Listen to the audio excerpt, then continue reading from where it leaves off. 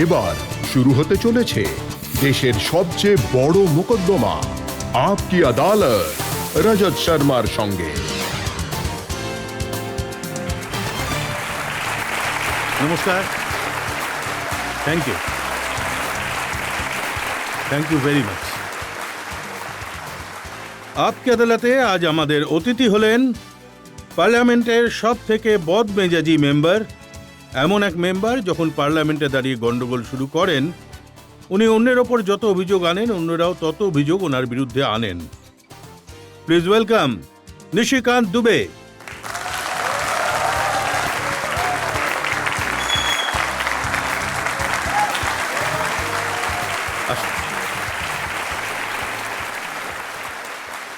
আর আপকি আদালতে আজ আমাদের জাজও একজন বিশিষ্ট ব্যক্তি। সাহস ও শৌর্যের যে ঐতিহ্য পরম্পরা উনি তারই প্রতিভূ। ইনি সার্জিক্যাল স্ট্রাইকের প্ল্যানিং করেছিলেন, কাশ্মীরের কোর কমান্ডার ছিলেন। Please welcome retired lieutenant general Satish দুয়া।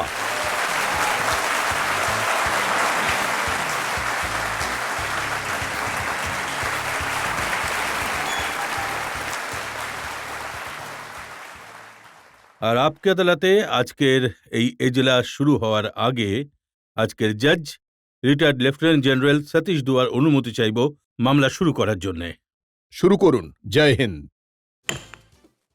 আর নিশিকান্ত দুবের বিরুদ্ধে অভিযোগ আনার আগে এক ঝলক দেখে নেব নিশিকান্ত দুবের পলিটিক্যাল ক্যারিয়ার। নিশিকান্ত দুবে হলেন পার্লামেন্টের সবচেয়ে বিতর্কিত মেম্বার। সংসদে ওনার ভাষণ নিয়ে সব সময় গন্ডগোল বাঁধে। भारत में संकट आया 2005 से लेकर 2014 तक चाइनीज गवर्नमेंट ने कांग्रेस को पैसा दिया जिसका एफसीआरए लाइसेंस भारत सरकार ने कैंसिल किया। নিশিকান্ত দুবে যখন পুরো প্রস্তুতি নিয়ে সংসদে কথা বলেন তখন ওনার রিসার্চের প্রশংসা প্রধানমন্ত্রী মোদিও করেন। ईवीएम कांग्रेस लेकर आई सर, पहली बार ईवीएम आपकी जानकारी के लिए 1987 में पायलट प्रोजेक्ट के नाते राजीव गांधी जी लेकर आए ये ईवीएम की पूरी हिस्ट्री। নিশিকান্ত দুবে নিজের সোশ্যাল মিডিয়া পোস্টেও বিতর্ক সৃষ্টি করে থাকেন। मैंने ये निर्णय लिया है कि मैं एक लाइब्रेरी बनाऊंगा गांधी नेहरू परिवार के करतूतों के। নিশিকান্ত দুবে যখন প্রেস কনফারেন্স করেন তাই নিয়েও খুবই আলোচনা হয়। एडवीना एंड नेहरू ये नोवेल है, इस किताब को बैन कर दिया। इसमें यह है कि कितने बजे कहां कैसे नेहरू जी एडवीना के साथ घूमते थे फिरते थे और उनको देश के राजनीति से कैसे मतलब नहीं था। ওনার সব কথা নিয়েই বিপক্ষের নেতাদের কড়া রিয়াকশন পাওয়া যায়। जब अपने घर में हो, महाराष्ट्र में हो, यदि बहुत बड़े बॉस हो तो चलो बिहार, चलो उत्तर प्रदेश, चलो तमिलनाडु, तुमको पटक पटक के मारेंगे। तो मुंबई में आ जाओ, मुंबई के समुद्र में डूबे डूबे कर मारेंगे। নিশিকান্ত দুবে হলেন ঝাড়খণ্ডের এমপি। গোড্ডা থেকে 4 বার ভোটে জিতেছেন। নিশিকান্ত দুবে নিজের পরিশ্রমে গোড্ডার চেহারাই বদলে দিয়েছেন। ওখানে এয়ারপোর্ট, রেলওয়ে স্টেশন, রাস্তা হয়েছে দেখার মতন। উনার কনস্টিটিউশন হলো দেওঘর, যেখানে বাবা বৈদ্যনাথের দর্শন করতে হাজার হাজার মানুষ আসেন।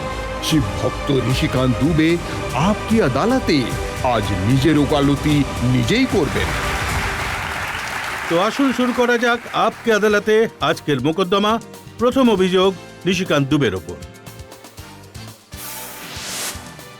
আপকি আদালতে বিজেপি লিডার নিশিকান্ত দুবের বিরুদ্ধে অভিযোগ হলো যিনি পার্লামেন্টে ঝামেলা বাঁধিয়ে দেন। নিশিকান্তজির রিসেন্ট ভিডিও আমি দেখেছি, যাতে কংগ্রেস এবং অন্যান্য পার্টির যেসব মহিলা এমপিরা রয়েছেন তারা প্রধানমন্ত্রী চেয়ার ঘিরে রেখেছেন। কিন্তু আমি জানতে পেরেছি যে প্রধানমন্ত্রী তো একটা বাহানা ছিল, আসল নিশানা ছিল নিশিকান্ত দুবে। ওদের আমার প্রতি ভালোবাসা বেড়ে গেছে। আপনি কাজই এমন করেন। না, আমি সত্যি বলি, আর সত্যি বললেই যদি এসব প্রকাশ হয়ে যায় তো আমি কি করতে পারি? মহিলা হোক বা পুরুষ সবাই বিরক্ত হয়, আর আমার সেটাই ভালো লাগে। আপনি আগুন লাগানোর কাজ করেন। না, আমি আগুন নেভানোর কাজ করি। কালকেই কিরেন রিজিজু ওই ভিডিওটা পোস্ট করেছেন, যখন প্রধানমন্ত্রীর দিকে ওই যে অপ্রিয় ঘটনা যার জন্য প্রধানমন্ত্রী আসেননি, সেই সম্পর্কে যেটা আমার ফ্রেমে যেটা রয়েছে, সম্পূর্ণ ভিজুয়াল রয়েছে। আমি পকেটে হাত রেখে, আমাকে লোকে ভয় পায়, আমাকে কেউ ভয় দেখাতে পাবে না। প্রিয়াঙ্কা গান্ধী হোক বা সোনিয়াজি অথবা রাহুলজি, ওরা ভয় পায়।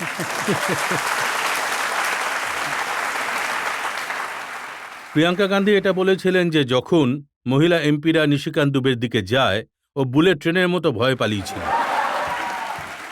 বুলেট ট্রেন, ওটা যে উনি বলেছিলেন, উনি বলেন যে বুলেট ট্রেনের মতো পড়ছিলাম, কিন্তু আমি আপনাকে বলবো যে ওরাই ভয় পায় না।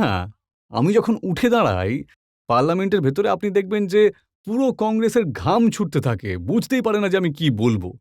প্রিয়াঙ্কাজি যেখানেই থাকুন দৌড়ে আসবেন সব শুনতে। ভয় উনি পান, ওনার ভয় রয়েছে। আমার কাছে ভয়ের কিছুই নেই। আমার ভয় কিসের? মোদি আমাদের নেতা, ওনাকে পুরো পৃথিবী ভয় পায়। আপনি দেশের প্রথম প্রধানমন্ত্রী সম্পর্কে বলেছেন যে উনি ভোগবিলাসী ছিলেন, দেশদ্রোহী ছিলেন, আর না। আপনি বলতে থাকেন, আর স্পিকার সাহেব আপনাকে থামানোর নাটক করতে থাকেন, আর আপনি বলতেই থাকেন। না না, স্পিকার থামানো নাটক করেন না। স্পিকার জেনুইনলি থামাতে চান, কিন্তু আমি বলতেই থাকি। মাইক অন ছিল, আমি দেখেছিলাম মাইক অন আছে। সেটা মাইক অলার ভুল, আমার কোনো ভুল নয়, কিন্তু আমি সব বলে দিয়েছি। কিন্তু যা কিছুই আমি বলেছি তা আমার ব্যক্তিগত অভিমত নয়। যা বইয়ে ছিল, বইয়ে যা লেখা আছে, আমি সেটাই বলেছি। আপনি এটা কিভাবে জাস্টিফাই করবেন? আপনি বলেছেন যে এই দেশে যত সমস্যা আছে সেসব নেহেরু পরিবারের দান, অভাবের দান, ভোগবিলাসের দান, দেশদ্রোহিতার দান, ভণ্ডামির দান, কেলেঙ্কারির দান। আজও একই কথা বলছি, যা বইয়ে লেখা আছে সেটাই তো বাস্তব। আচ্ছা, এটা বলুন, আমাদের সমস্যাটা কি? আমাদের সমস্যা চীন। চীন কখনো আমাদের বর্ডার স্টেট ছিলই না। ইংরেজরা যখন যায়, নেপালকে, ভুটানকে আর তিব্বতকে আমাদের একটা বাফার স্টেট বানিয়ে গেছিল। চীন কখনো মধ্যখানে ছিলই না। আপনি তিব্বতকে মান্যতা দিলেন, তিব্বত যেই চীনের অংশ হয়ে যায়, চায়না আমাদের বর্ডার হয়ে গেল। পাকিস্তানের সঙ্গে আমাদের সমস্যা আছে। পাকিস্তান কেন হলো? এডুইনা নেহরুর যে কথা বলেছিলাম, যে বইটা আপনি আমাকে এখন দেখালেন, তাতে কি লেখা আছে? যে এরা পুরো লীলা খেলা করছিল, আর এর কারণ হলো লর্ড মাউন্টব্যাটেনের সঙ্গে এরা বোঝাপড়া করে কিভাবে দেশের প্রধানমন্ত্রী হবেন। ইনি দেশকে দুভাগ করিয়ে নেন। আর যদি পাকিস্তান অকুপাইড কাশ্মীর যদি পাকিস্তানের কাছে থাকে, এনার নীতির কারণেই তো আছে। তো চায়নার শত্রুতা আমাদের জন্য, তিব্বতের শত্রুতা আমাদের জন্য, আর আপনার নীতির জন্য এই সমস্ত সমস্যা। তো ভুগছেটাকে কে বলবে? শোনাবেটাকে? পণ্ডিত জওহরলাল নেহেরু, যাকে দেশ এত ভালোবাসা দিয়েছে, দেশের প্রথম প্রধানমন্ত্রী, এত রেসপেক্টেড, তাকে ভোগবিলাসী বলা? এটা বইয়ে লেখা আছে, আমি নিজে থোড়ি না কিছু বলছি। এই যত বই রয়েছে, কিছু বই ব্যান করেছে, কিছু বই রয়েছে। ওইসব বই শুধু আপনারই চোখে পড়ে? যেহেতু আমার লেখাপড়ার অভ্যেস আছে। ওই বইয়ের ভিত্তিতে আপনি ইন্দিরা গান্ধী সম্পর্কে অনেক অশ্লীল কথা বলেছেন। আপনি এমও মাথাইয়ের একটা চ্যাপ্টার কোট করেছেন। এমও মাথাই কে যখন ১৯০০ দশকের জন্য বলছি, ১৯৫৯ যখন বের করে দেওয়া হয়, ওনার পিএ ছিলেন, নেহরুজির পিএ ছিলেন। আপনারা জানেন যে একটা ট্রাস্ট বানিয়েছিলেন উনি, যে ট্রাস্টে বিড়লার থেকে উনি পেয়েছিলেন যে 90 জানুয়ারি মার্গ আছে, এখন সেটা মাথাইয়ের অফিস ছিল তখন। এর ট্রাস্টি রাজকুমারী অমৃত কৌর ছিলেন আর পদ্মাজা নাইডু। এই বই ওদের সম্বন্ধে কিছু লেখা আছে তো। আর যখন এদের সম্পর্কে কারাপশন নিয়ে আলোচনা হয় পার্লামেন্টে, তখন ১৯৬০-১৯৬১-তে নেহরুজি একটা কমিটি বানান। বিষ্ণু প্রকাশজি ক্যাবিনেট সেক্রেটারি ছিলেন, আর ওই কমিটির রিপোর্ট ছিল যে মাথাই যত টাকা নিয়েছে বিড়লার থেকে, বা মাথাইকে যে 90 জানুয়ারি মার্গ দেওয়া হয়েছে, অথবা মাথাই যে নিজের বাড়ি বানিয়েছে, একদম বৈধভাবে করেছে। সবকিছু একেবারে ট্রান্সপারেন্ট ছিল, মাথাইয়ের কোনো দোষ নেই। সেই মাথাই যখন লিখছে যে আমি ১২ বছর পর্যন্ত ইন্দিরাজির সঙ্গে স্বামী স্ত্রীর মতো জীবন কাটিয়েছি, আমার কি দোষ এতে? আমি তো মাথাইকে কোট করে দিয়েছি, বলে দিয়েছি, জনতাকে বলে দিয়েছি, জনতা পড়বে। ওই চ্যাপ্টার আমি পড়েছি, কিন্তু যখন মুরারজি প্রধানমন্ত্রী ছিলেন তখন উনি ওই চ্যাপ্টারটাকে পাবলিশ করার অনুমতি দেননি। ইন্দিরাজির এই দেশের জন্য এত কন্ট্রিবিউশন আছে, ওনাকে হত্যা করা হয়েছে, কোনো একজন ওনার সম্বন্ধে কিছু লিখে দিয়েছেন বলে? আমি এটা বলছি যে যখন মাথাইকে আপনি সততা সার্টিফিকেট দিচ্ছেন, মাথায় বলছে যে আপনার পার্ট ছিল, যা কিছু করেছেন উনি। 12 বছর উনি নেহেরু বাবুর পিএস ছিলেন, 1947 থেকে 1959 পর্যন্ত।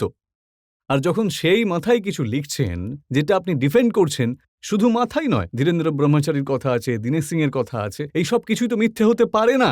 যেমন ললিত নারায়ণ মিশ্রর হত্যার কাহিনী আছে, আজও সুপ্রিম কোর্টে কেস চলছে। তো এই সব বইগুলো লিখেছেন যারা, আমি যে লাইব্রেরি বানাচ্ছি সেখানে শুধু মাথাইয়েরই বই থাকবে না, দীনেশ সিং এর বই থাকবে, ধীরেন ব্রহ্মচারীর বই থাকবে, ওতে ললিত নারায়ণ মিশ্ররও বই থাকবে।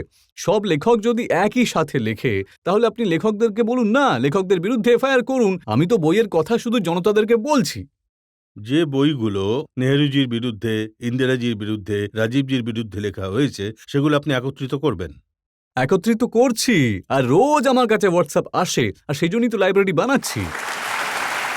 একসাথে এই সব কিছুই পাওয়া যাবে। এই জন্যই পাওয়া যাবে, যখন আমরা ক্ষমতায় আসি 2014-তে, আমরা তো সোশ্যাল মিডিয়ার মাধ্যমে এসেছি। নিশিকান্ত দুবে কোথায় উঠছে, কোথায় বসছে, কি কাপড় পরছে, কোথায় যাচ্ছে, প্রধানমন্ত্রী কি করছেন, গৃহমন্ত্রী যে কি করছেন। কিন্তু ওদের ওই সব ক্ষমতা 2014-র আগে তো ছিল। মানুষের লেখাপড়ার যে অভ্যেসটা ছিল সেটা কম হয়ে গেছে, কারণ মোবাইলে বেশি থাকে। আমি তাদেরকেই শুধু পাঠাচ্ছি, আপনি শুধু একবার ইতিহাস পড়ে দেখুন 1947 থেকে 2014 পর্যন্ত। দেখুন, আপনি যে কোনো বই পড়তে পারেন, পড়াতে পারেন। রাহুল গান্ধী একটা বইয়ের 4 লাইন পড়তে চেয়েছিল, ওকে পড়তে দেননি। ওটা বই ছিল নাকি? ওই বইটা আসলে ছিল, দেখুন এই যে গান্ধী পরিবার আছে না, বড় বড় লোক, বড় বড় বাতেলা, দেখে মনে হবে খুব জ্ঞানীগুণী, পড়াশোনা করেছেন। আপনি ওদের পার্লামেন্টে দাঁড় করিয়ে দিন, যদি ওদের কেউ না থামায়, 5 মিনিটও গান্ধী পরিবারের কেউ কথা বলে দেখাক না। সংবিধান ও খালি নিয়ে এসেছে। আর কালকে যেসব সাংবাদিকরা লিখেছে, আমি বলছি না, একটা টুইট আমি দেখেছি যে নরওয়ানে কি জির যে বই আছে, কেবল মলাট ওপরে রয়েছে, ভেতরে সব ফাঁকা। তো ওতে পড়ার জন্য তো কিছু ছিলই না। আমি তো বাঁচিয়ে দিয়েছি রাহুল গান্ধীকে। আমি থোড়ি মনে হয়েছিল যে leader of the opposition expose না হয়ে যায় এইভাবে, গান্ধী পরিবারের বড় তারকা উনি, সেই জন্যই ওকে বাঁচিয়ে দিয়েছি। দেখুন, যখন আপনি এসব কথা বলেন না, তখন ওই কংগ্রেসের লোকেরা বলে যে বিজেপিকে বিজেপি নেতারা চালাচ্ছে না, কর্পোরেটের দালাল চালাচ্ছে, যার নাম নিশিকান্ত দুবে। কোন কথার জন্য? আপনি এটা বলুন, কোন কথার জন্য কর্পোরেট দালাল? 2009-এ আমি মেম্বার অব পার্লামেন্ট হয়ে এসেছি, আজকে 2026। এই দেশের কোনো একজন মন্ত্রী, ইনক্লুডিং আমার মন্ত্রী, আর এটা শুধু আপনি নয়, আমাদের নেতা যিনি মাননীয় প্রধানমন্ত্রীজির সঙ্গেও ডিসকাস করেছি, কোনো মন্ত্রীর কাছে আমি চিঠি লিখিনি কোনো কর্পোরেটের জন্য। কোনো কর্পোরেটকে নিয়ে আমি যাইনি, কোনো কর্পোরেটের সঙ্গে আমার লেনদেন নেই। আর আপনি আশ্চর্য হবেন যে আদানির কথা বলে এরা, আদানির পাওয়ার প্ল্যান্ট আছে আমার গোড্ডাতে, আমি নিয়ে গেছি, আমার গর্ব হয়। আমার ওখানে যত কাজ হয়েছে বোধহয় দেশের কোনো লোকসভাতে হয়নি। আমি আজ পর্যন্ত ওর কোনো সিএসআর ফান্ড নিইনি, আজ পর্যন্ত কোনো গাড়ি নিইনি। আমার ওদের সঙ্গে কোনো সম্পর্ক নেই। এবং আমি প্রকাশ্যে লোকসভাতেও চ্যালেঞ্জ করেছি কংগ্রেসকে, যদি সাহস থাকে তো বলে দাও যে আমার সঙ্গে কর্পোরেটের কী লেনদেন। ওরা বোধহয় এই কারণে বলছেন যে একসময় আপনি কোনো বড় কর্পোরেটর হয়ে কাজ করতেন। আগে হ্যাঁ, আমি ডাইরেক্টর ছিলাম। 1993 থেকে 2009 পর্যন্ত আমি এসআর এ ডাইরেক্টর ছিলাম। আর সবার সামনে আমি এই কথাটা বলে থাকি, এই এসআর আমার জীবনে না থাকলে আমিও কোথাও দালালি করে বেড়াতাম। দেখুন, যখন আপনি কংগ্রেসের সম্পর্কে বই পড়ছিলেন, তখন আপনি এটাও বলেছেন যে এদের কর্পোরেট কালচার এমন ছিল যে ওরা নিজের পরিবারের জন্য অর্থ জমা করেছেন, নিজের লোকেদের জন্য এমপ্লয়মেন্ট দিয়েছেন, নিজেদের জন্য ঘর বানিয়েছেন। আপনি আশ্চর্য হবেন যে লাইসেন্স পারমিট কোটারাজ ছিল, যাতে বিড়লাজি কত চাঁদা দিয়েছেন। চাঁদার কথা বলছেন না আপনি? যত চাঁদা আসে 1960-এর ইলেকশনে, 1962-র ইলেকশনে, 1965-র ইলেকশনে, এই সব টাটা, বিড়লা, ডালমিয়া দিয়েছিলেন। লাইসেন্স পারমিট কোটারাজে বিড়লা যে ছিলেন উনি অ্যাম্বাসেডর বানাবেন, বাজার যে রয়েছে উনি স্কুটার বানাবেন, ডালমিয়াজি সিমেন্ট বানাবেন, টাটাজি স্টিল বানাবেন, অন্য কোনো বিজনেসম্যানকে আসতেই দেননি। যখন এই ধরনের কথা হবে আমাকে তো বলতেই হবে যে আপনি কি করেছেন। এই সমস্ত কথা কে বলে আপনাকে? এই সব কথা আমি পড়েছি, আমার পড়ার শখ আছে, আর আমার মনে হয় জনতারও পড়া উচিত। আমার রিসার্চের খুব শখ, আর আমি এই রিসার্চ নিজেই করে থাকি। 2 ঘন্টা তো রাত্রে আমি অবশ্যই পড়তেই থাকি সবার আগে। কংগ্রেসের লোকেরা তো এটা বলে যে নিশিকান্ত দুবেকে আনলিশ করে দিয়েছে অপোজিশনের ওপর মোদিজি। আমি আপনাকে বলছি যে মোদিজির নামের এত প্রভাব অপোজিশনে, যেমন রাম রাম রাম রাম জপে, তেমনই অপোজিশনে মোদি মোদি মোদি মোদি জপ করে। কেউ কিছু যদি কিছু করে তো ওদের মনে হয় যে মোদিজি করাচ্ছে। তো এই সমস্ত রিসার্চ করার জন্য আপনি কোনো টিম না, রেখেছেন কোনো নাকি? টিম নেই, আমি একাই একটা টিম, ওয়ান ম্যান আর্মি। 11টা থেকে রাত 1টা পর্যন্ত 2 ঘন্টা প্রতিদিন পড়াশোনা করি, আর ওই পড়ার যে সুফল সেটা জনতাকে বলে দিই আমি। আপনি রোজ রাতে বেশ কয়েক ঘন্টা শুধু গান্ধী নেহেরু পরিবারের ওপরেই পড়াশোনা করেন।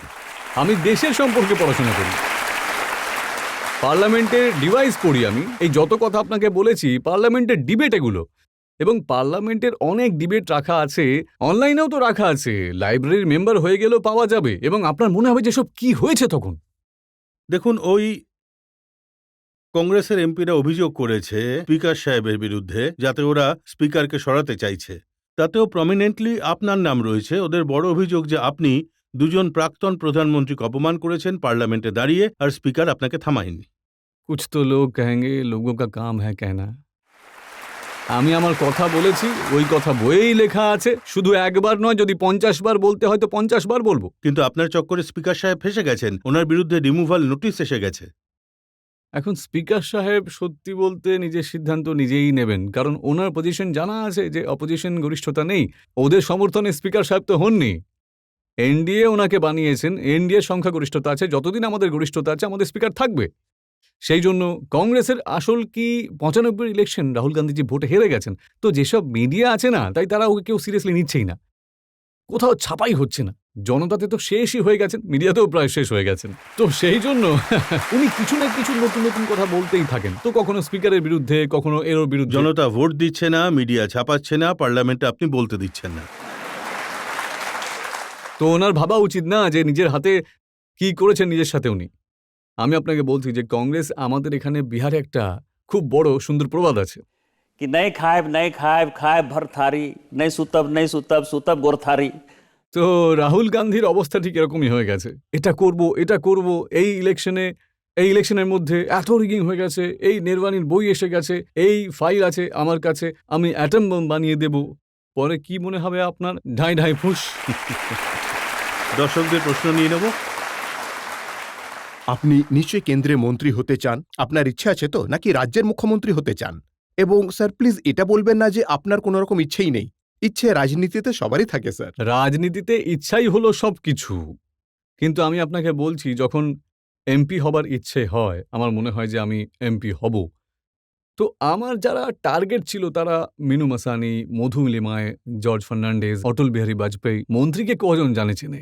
আর পার্টিতে যে সুযোগ পেয়েছি, আজ আমি এটা বলতে পারি যে পার্টি যতটা সুযোগ দিয়েছে, আজ মেম্বার অফ পার্লামেন্ট যা আমার কন্ট্রিবিউশন হওয়া উচিত সেটা পার্লামেন্টে, এবং আমি এতেই খুশি। আপনি এতেই খুশি যে আপনার কারণে পার্লামেন্ট চালানো যায় না? না, আমি এতেই খুশি যে আমি জনতাকে একটা সত্য বিষয়ের সঙ্গে পরিচিত করতে সক্ষম হচ্ছি, এবং পার্টি এতে আমাকে পুরো সুযোগ দিচ্ছে। আমরা একটা ব্রেক নিয়ে নেব, আর ব্রেকের পর আপকে আদালতে নিশিকান্ত দুবের বিরুদ্ধে সওয়াল জবাবের আরো এক পর্ব।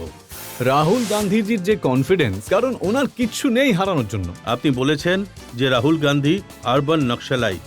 আমার তো মনে হয় এটাও খুব ছোট শব্দ, বোধহয় এর চেয়েও কোনো বড় শব্দ যেদিন পাওয়া যাবে হয়তো আমি সেটা বলেও দেব।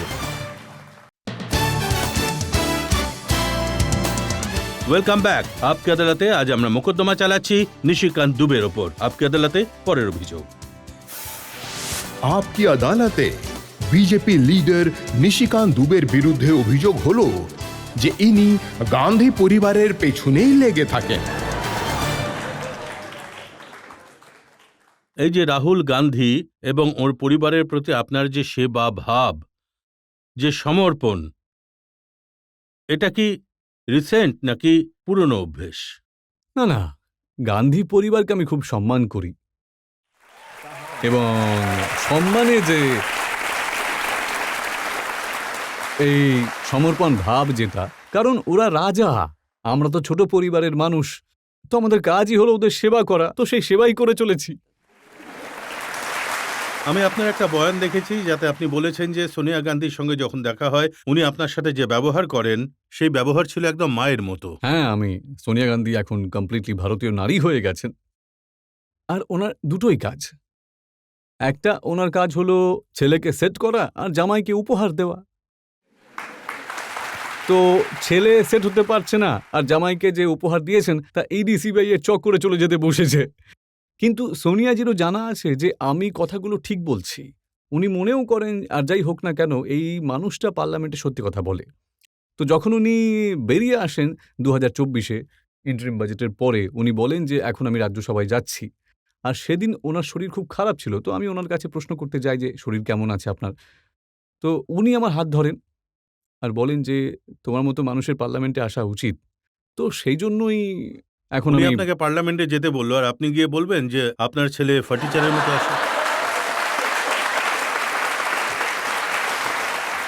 পার্লামেন্টে আজ পর্যন্ত রেকর্ড আছে যে আমি পার্লামেন্টে 30 মিনিট দেরি করে এসেছি, কিন্তু পাজামা কুর্তা ছাড়া আজ পর্যন্ত আমি পার্লামেন্টে কখনো যাইনি। এটা জেনে রাখুন আপনি। কারণ স্বাধীনতা আন্দোলনে যে মানুষরা নিজেদের স্যাক্রিফাইস করেছেন তাদের আত্মারা কাঁদবে যে আমরা এমন দিনের জন্য কি স্বদেশীর কথা বলেছি, গান্ধীজির কথা বলেছি, চরকার কথা বলেছি। আর আপনি দেখবেন যে ফার্টিচারের মতো ফাটা প্যান্ট পরে চলে আসবে, টি শার্ট পরে চলে আসবে আর বলবে যে আমি প্রাইম মিনিস্টার ইন ওয়েটিং। আর ডিফেক্টিভ প্রাইম মিনিস্টার যদি হয়, ওনার যারা সঙ্গী সুরজওয়ালা থেকে শুরু করে বেণুগোপাল পর্যন্ত পার্লামেন্টে চিৎকার করতে থাকে prime minister in waiting. Prime minister in waiting এর জন্য ফার্টিচার প্যান্ট পরা তো উচিত নয়, এটাই আমি বলেছি। তো ওরাও তো বলে যে নিশিকান্তকে লুই ভিতর টি শার্ট, আরমানি স্যুট পরতে দেখা যায়।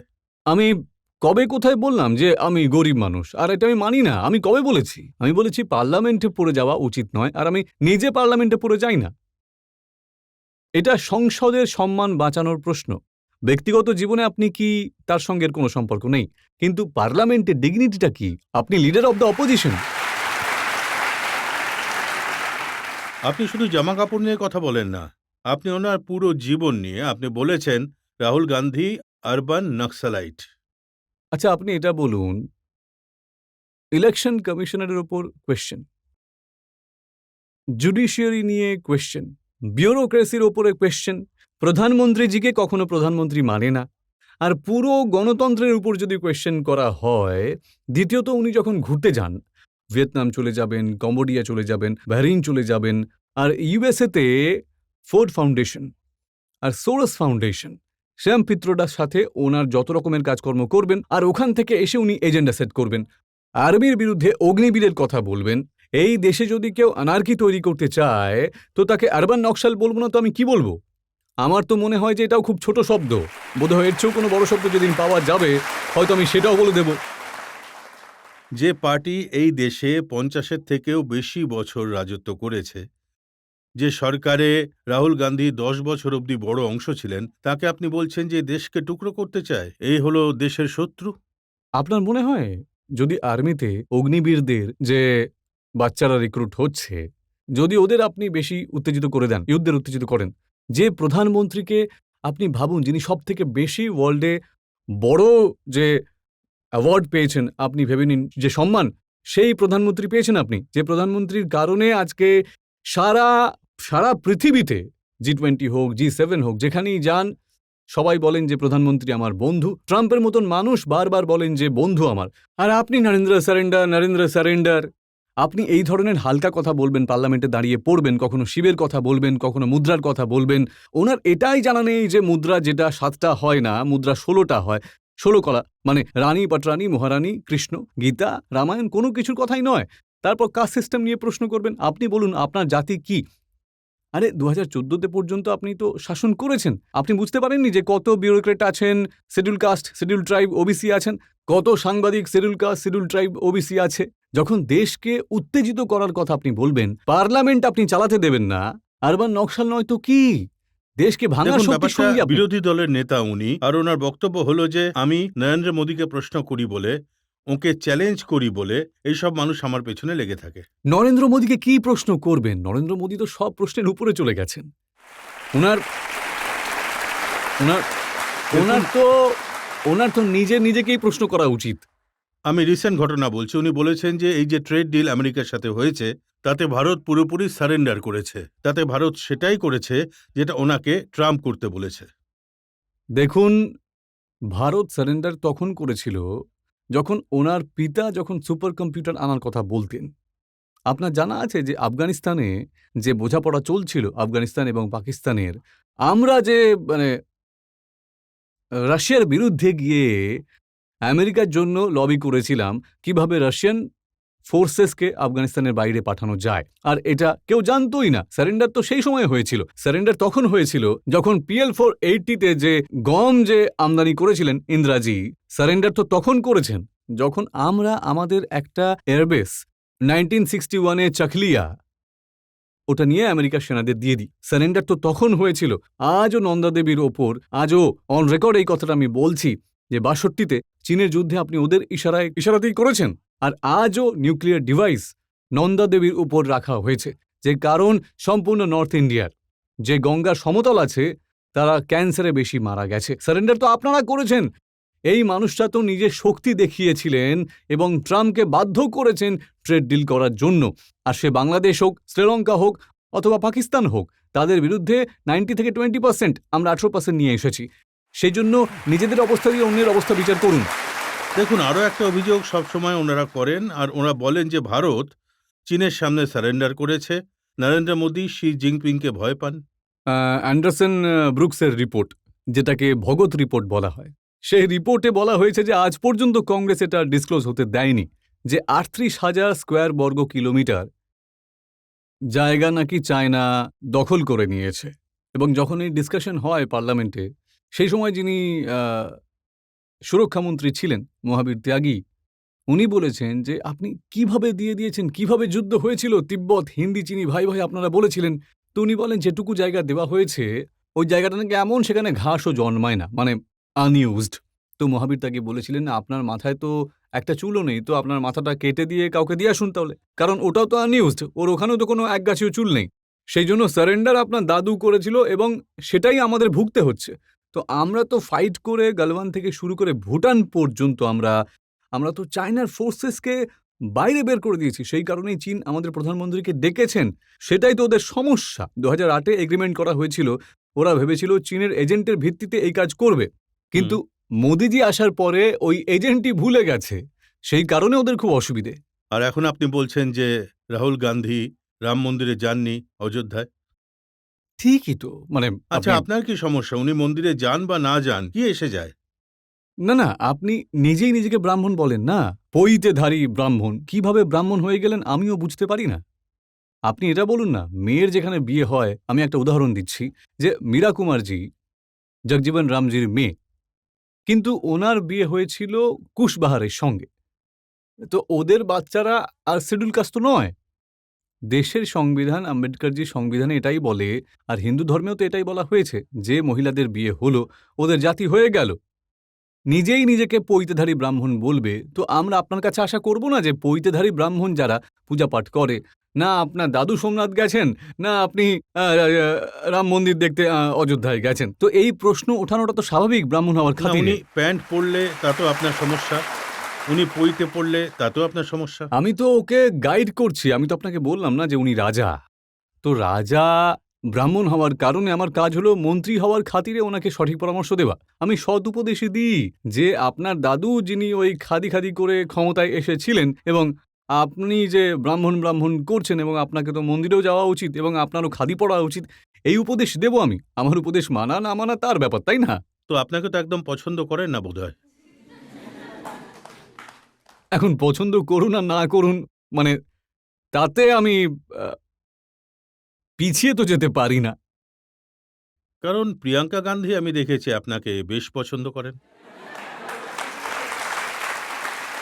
পার্লামেন্টে যখন আপনি বই দেখাচ্ছিলেন যা নিয়ে সমস্ত কংগ্রেসের লোকেরা হাঙ্গামা করছিল, তখন দেখেছি প্রিয়াঙ্কা গান্ধী আপনাকে বলছেন আপনি বইটা উল্টো ধরেছেন, ওটা সোজা করুন। প্রিয়াঙ্কাজি হলেন, ওনার মনে হচ্ছিল যে আমি রবার্ট ওয়াথ্রার সম্পর্কে কিছু বলে দেব না, তো সেই জন্য উনি জামানত দিচ্ছিলেন। এমন নয়, শরদ পাওয়ারের বার্থডে ছিল, অনেক মানুষ ওখানে ছিলেন, আর আপনি রাহুল গান্ধীকে বলেন যে প্রিয়াঙ্কা গান্ধী আপনার থেকে ভালো পার্লামেন্টেরিয়ান। আমার যা ভালো লাগে আমি আপনাকে বলবো যে আমি এমন এক মানুষ যার অ্যাটেন্ডেন্ট 100%, তো আমি পার্লামেন্টে সবথেকে বেশি বসি। সব পার্লামেন্ট মানে শুরু করে আমি পৌঁছে যাই আর পার্লামেন্ট শেষ হবে তো আমি সবাইকে ওয়াচ করতে থাকি তখন। তো আমার যখন ২ ভাই-বোনের তুলনা করার প্রশ্ন আসে তো আমার মনে হয় যে ১৭-১৮ বছর ধরে তো রাহুলজিকে দেখছি। মানে কোনো মানেই হয় না। না নিয়মকানুন, না সংবিধানের রুল। একদিন তো আপনাকে বলছি যে ওনার এটাও জানা নেই যে হেডফোন কিভাবে পড়তে হয়। এত সিরিয়াসনেস এর অভাব। আপনার মনে থাকবে যে জ্যোতিরাদিত্য সিন্ধিয়া যখন ওদের পার্টিতে ছিলেন উনি প্রম করতেন তখন। কিন্তু প্রিয়াঙ্কা গান্ধী যিনি ওর তুলনায় কনফিডেন্ট ২ ভাই-বোনের চিন্তায় এটাই আমি বলেছি যে প্রিয়াঙ্কাজিকে কিন্তু তাতেও তো রাহুলবাবু অসন্তুষ্ট হয়েছেন। নিজের বোনের উপরেও অসন্তুষ্ট হয়ে যান তাহলে আপনি ভাবুন যে কিভাবে কংগ্রেসকে চালাবেন উনি। কিন্তু যা কিছুই হোক, হতে পারে ৩ বার লোকসভা ভোটে কংগ্রেস হেরে গেছে, কিন্তু রাহুল গান্ধীর কনফিডেন্স আশ্চর্যজনক। রাহুল গান্ধী এত কনফিডেন্স আছে কারণ কিছুই নেই হারানোর জন্য। জানেই না কিছু তো কনফিডেন্স থাকবে না কেন? ঠিক আছে, জনতার কিছু প্রশ্ন নিইনি। স্যার এখনই আপনি একটা কথা বললেন যে সোনিয়া গান্ধীজি রাহুল গান্ধীজিকে রাজনীতিতে সেট করিয়ে দিতে চান। স্যার এখন আমি একটা কথা জানতে চাই যে এতে ভুলটা কি? এক মা নিজের ছেলেকে রাজনীতিতে সেট করতে চাইছেন, এটা তো ঠিক কথা। আপনিও তো চাইবেন যে আপনার ছেলে কোথাও না কোথাও সেট হয়ে যাক। রাজনীতিতে আমি সেট করছি না ওকে। ও নিজের যে নিজে কাজ করে করতেই থাকবে। থরি এমন যে রাজার ছেলে রাজাই হবে। কিন্তু ওনার প্রশ্নটা জেনুইন। যদি সোনিয়া গান্ধী নিজের ছেলেকে সেট করতে চান, ইন্দিরাজি প্রথমে সঞ্জয়জিকে করেছেন, তারপর রাজীব গান্ধীকে করেছেন, নেহরুজিও ইন্দিরা গান্ধীকে করেছেন। এটা পরিবারের পরম্পরা। প্রবলেম কোথায়? আরে সেটাই তো লড়াই। গণতন্ত্রের নামে নতুন রাজতন্ত্র হবে। আমাদের মতো মানুষদের রাস্তা কিভাবে আটকাবেন আপনি? তো আমরা তো ছোট পরিবার থেকে এসেছি, ছোট ঘর থেকে, ছোট গ্রাম থেকে। আমরা তো আমাদের লড়াই লড়েই যাচ্ছি। আমরা তো গ্রাম, গরিব, কৃষক, মহিলা, ছোট বাচ্চা, ইয়ং যুবকদের লড়াই লড়ছি আমরা। প্রধানমন্ত্রীজি তার নেতৃত্ব দিচ্ছেন। এটাই তো লড়াই কংগ্রেস এবং ভারতীয় জনতা দেখুন, পার্টি। যখন আপনি বলেছিলেন না সোনিয়া গান্ধী নিজের ছেলেকে সেট করছেন, তখন কংগ্রেসের লোকেরা কি বলেছিল? ওরা বলেছিল যে আপনি নিজের ওয়াইফকে সেট করছেন। 2009-এ যে ওয়াইফের প্রপার্টি ছিল 50 লাখের, আর 2024 আসতে না আসতেই তিনি 31 কোটির মালিক হয়ে গেলেন। আমি একটা প্রেস কনফারেন্স করেছিলাম আর আমি বলেছিলাম যে আমার কংগ্রেসের ওপর খুব বিরক্ত রয়েছে। কারণ তার আগে এমন ছিল একটা ইমপ্রেশন আমার সম্পর্কে, আমার পরিবারের সম্পর্কে যে যে আমার কাছে কোটি কোটি টাকা আছে। এসআর থেকে এসেছে, প্রচুর টাকা আছে। এখন যেদিন থেকে কংগ্রেস প্রেস কনফারেন্স করে বলেছে যে আমার কাছে কেবল ৩০ কোটি আছে এত বছরে, তখন তো অনেকেই আমার সাথে কথা বলা বন্ধ করে দিয়েছে, কারণ ও আমাকে গরিব মনে করে। কিন্তু আমি আপনাকে বলছি যে লোকপালের জাজমেন্ট এসে যায়। প্রথমত ওরা বলেছে যে আমার ওয়াইফ যে নিফটের গ্র্যাজুয়েট এবং আমাদের বিয়ের আগেই ও ম্যাঙ্গো এবং জারার মতো কোম্পানিতে সাপ্লাই করত। আর দ্বিতীয়ত 2009 থেকে আজ পর্যন্ত আমার প্রপার্টি যা ছিল তাতে কোনো বৃদ্ধি হয়নি। যদি তার মার্কেট ভ্যালু বেড়ে গিয়ে থাকে তো আমি যদি লিখে দিই তাতে কোনো সমস্যা তো নেই, তাই না? এই বিষয়ে লোকপালের জাজমেন্টও তো এসে গেছে। কিন্তু কংগ্রেস আমার সাথে খুব অন্যায় করেছে, আমার পরিবারের সাথে। এখন আমাকে বলে দিতে হচ্ছে যে কোথাও না কোথাও বেনামি সম্পত্তি থাকবে, যেটা আমি আপনাদের ডিসক্লোজ করে বলবো। কংগ্রেসের কথায় কান দেবেন না। আমার 30 কোটি নয়, বোধহয় 300 কোটি হবে আমার কাছে। এমন কথা বলতে পারা, আপনি একাই এমন এমপি যে এটা বলতে পারে। না, নিজে স্ট্যাটাস তো বানাতেই হবে না, তাই না? স্ট্যাটাস। তো আমরা আরো একটা ব্রেক নিয়ে নেবো, আর ব্রেকের পর আপনি আদালতে নিশিকান্ত দুবের বিরুদ্ধে সওয়াল জবাবের আরো এক পর্ব। যে আমার সাথে লড়াই করার চেষ্টা করে ভুল পদ্ধতিতে, ভুল অভিযোগের সাথে, বিলো দ্য বেল্ট হিট করবে, তারপরে যেটা হবে আমি গঙ্গা কিনারার বাচ্চা, হয় সে বেঁচে থাকবে নয় আমি। এটাই আমার জীবনের মূল মন্ত্র।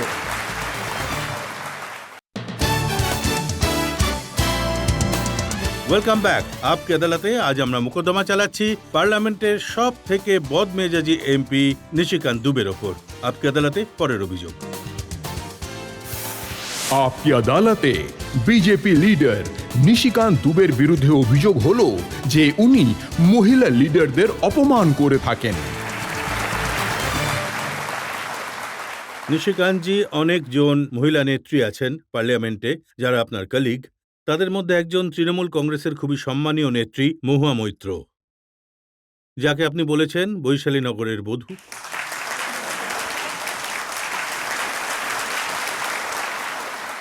আমি আপনাকে বলছি এই দেশের বর্তমানে মানে সমস্যা যেটা হয়েছে যে মানুষ আর হিন্দি না বুঝতে পারে, না বলতে পারে, না পড়তে পারে। যদি আপনার কাছে টুইট থাকে আর আপনি হিন্দি তো প্রফেসর, হিন্দি তো আপনি আমার চেয়ে বেশি ভালো জানেন। পুরোটা পড়ে দিচ্ছি হ্যাঁ, আমি। সেই জন্যই হ্যাঁ। বলছি, সেই জন্যই বলছি। যে মহিলার লঘু গুরু বোধ নেই, বিশেষ করে বিকৃত মানসিকতার শিকার, বাংলা থেকে আসা এক মহিলা সাংসদ এবং আমার ঝাড়খণ্ডের বিকৃত বিধায়িকার জন্যে ওদের সমস্ত কার্যকর্তাদের অনুরোধ যে লঘু কমেন্ট করবেন না। আমাদের ধর্মে বৈশালীর নগরবধূদের পর্যন্ত সমাজ সম্মান দিয়ে থাকে। হয়েছিল কি, আমার বিরুদ্ধে একটা চেঁচামেচি প্রেস কনফারেন্স, কেউ পিটবুল বলছে, কেউ কিছু বলছে, আপনি দেখুন। তো আমাদের কর্মকর্তারা যারা দেখবেন যে একটু গালিগালাজ দিতে থাকে, তো এক তো ইনি আর একদিকে আমাদের এক বিধায়ক ছিলেন, উনি ঝাড়খণ্ড সরকারের মন্ত্রী। তো আপনি ভাবুন, এদিক থেকেও ওদিক থেকেও আমি সাংসদ, আপনি আমার বিধায়ক, বয়সে আমি বয়োজ্যেষ্ঠ। যখন গালি দিতে শুরু করে আমার মনে হয় যে এটা একটা ভুল হচ্ছে। यत्र नार्यस्तु पूज्यन्ते रमन्ते तत्र देवता। নারীদের সম্মান দেওয়া উচিত। আমরাও, আমার মা আছে, বোন আছে, মেয়ে আছে। তো আমি ওই টুইট জেনে বুঝেই লিখেছি যে আমাদের এখানে এরা তো সাংসদ এবং বিধায়ক, আমাদের এখানে যাদের উপর ছাপ পড়ে গেছে যে ও ভুল কাজ করে অথবা নগর বধূ যে পুরনো জামানায় ছিল, তাদেরও পর্যন্ত আমরা সম্মান দিয়েছি, তাদেরকেও সম্মান করা হয়েছে, এটাই আমি বলেছি। আমি আমি তো আপনি কথা খুব চালাকির সঙ্গে বলেন, যাতে আপনি বলেও দেন আর ধরাও না পড়েন। কিন্তু সবাই বুঝতেও পেরেছে। আর আমি এটাও মানছি যে উনি খুব খারাপ কথা বলেছিলেন আপনার স্ত্রী সম্পর্কে। আপনার সম্পর্কে বলেছিলেন যে আপনি নিজের বোনকে বিয়ে করেছেন, সেই জন্য আপনি এত রেগে গিয়েছিলেন। 25 বছর হয়ে গেছে বিয়ে করে, বাচ্চা হয়ে গেছে, বড় হয়ে গেছে। আপনি এখন বুঝে নিন। এটা ভাবুন যে আমার উপর 52টা কেস হয়েছে হেমন্ত সোরেন। আমার 87 বছরের, 88 বছরের বুড়ো মায়ের উপরেও কেস, আমার ওয়াইফের উপরেও কেস আছে। এখন তো বাচ্চা একটু বড় হয়ে গেছে, কিন্তু যখন 17-18 বছরের ছোট ছিল ওর উপরেও করেছে, ভাইয়ের উপরে কেস আছে। কিন্তু এত কিছু সত্ত্বেও আপনি যদি আমাকে প্রশ্ন করেন আজকে যে ওদের কতজন বাচ্চা, ওদের কজন বাচ্চা আছে, তো আমি বলতে পারবো না। আমার গর্ব হয় এ বিষয়ে যে আমি আজ পর্যন্ত রাজনীতিতে কখনো, পলিটিক্সে আমি এসেছি, আমার উপর যত অভিযোগ থাকুক না কেন, আজ পর্যন্ত আমি কারোর মা, বউ, ছেলে, বৌমা, ওয়াইফ এদের উপরে কখনো প্রশ্ন উঠাইনি। কিন্তু এরা যদি প্রশ্ন উঠাতে চায়, তাহলে স্বাভাবিক যে আমি তো কাঁচের ঘরে থাকি, তো পাথর খাওয়ার জন্য আমাকে তৈরি থাকতে হবেই হবে। আমার কাছে গঙ্গা পারের মানুষ, আর গঙ্গা পার যে এত শক্তি দেয় লড়াই করতে, তো আর লড়াই যদি করি তো হয় আপনি থাকবেন, নয় আমি থাকবো। দেখুন, যিনি এমএলএ ঝাড়খণ্ডের দীপিকা, উনি তো বলেছেন এর থেকে ভালো তো আমাদের বেশ্যা বলে দিতেন।